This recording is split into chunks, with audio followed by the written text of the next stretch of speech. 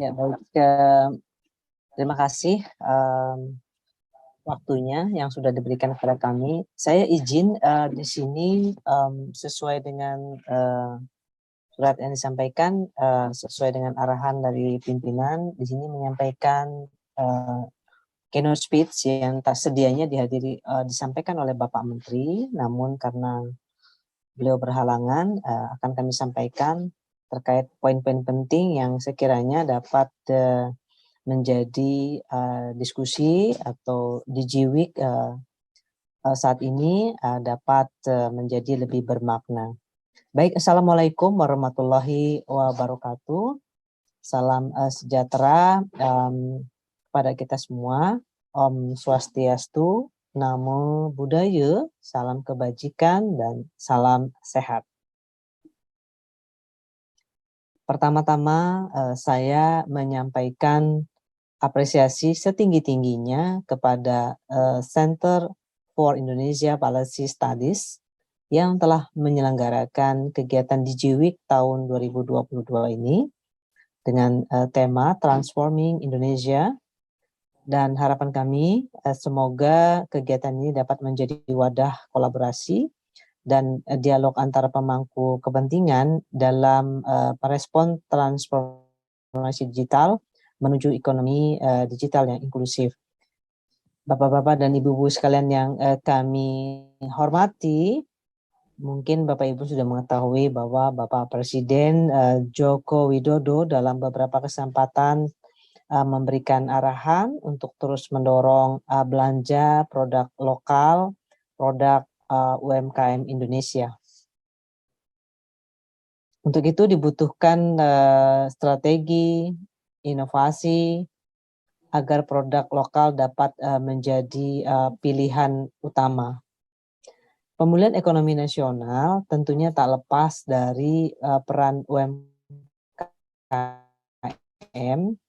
mengingat 99% pelaku usaha di Indonesia adalah pelaku UMKM yang menyumbangkan kontribusi terhadap PDB sebesar 61% serta menyerap 97% dari total tenaga kerja. Ini adalah catatan yang sangat penting bagi kita semua. Nah, untuk itu terkait dengan pemberdayaan dan pengembangan UMKM, peran semua pihak menjadi sangat penting bagi kita semua.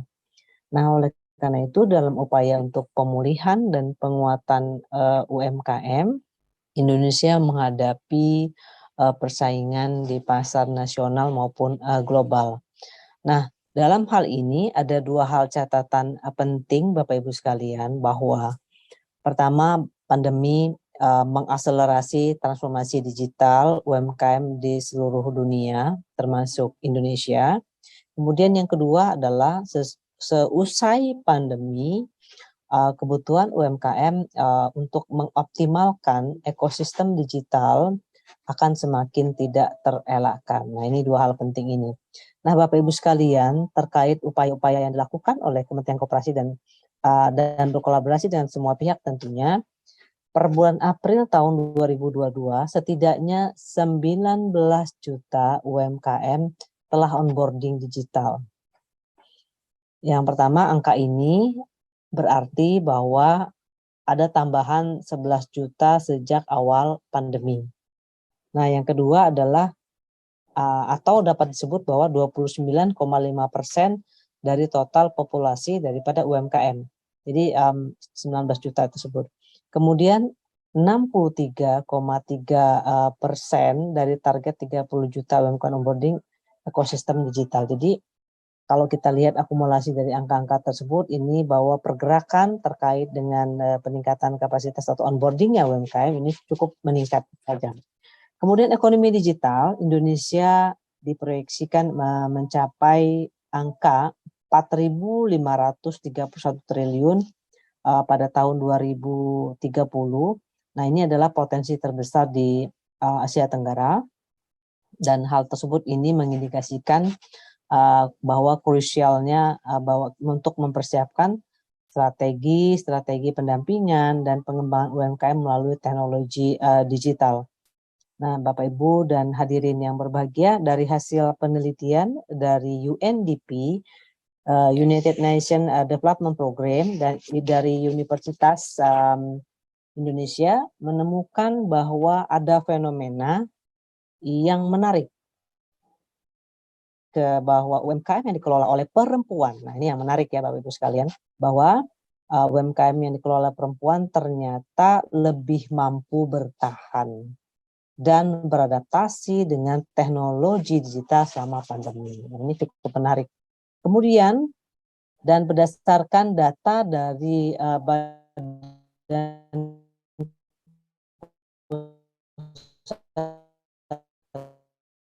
Statistik atau BPS, yaitu dari total UMKM Indonesia, itu dikelola oleh perempuan. Nah, tetapi terdapat tantangan karena separuh lebih pelaku UMKM perempuan belum berjualan online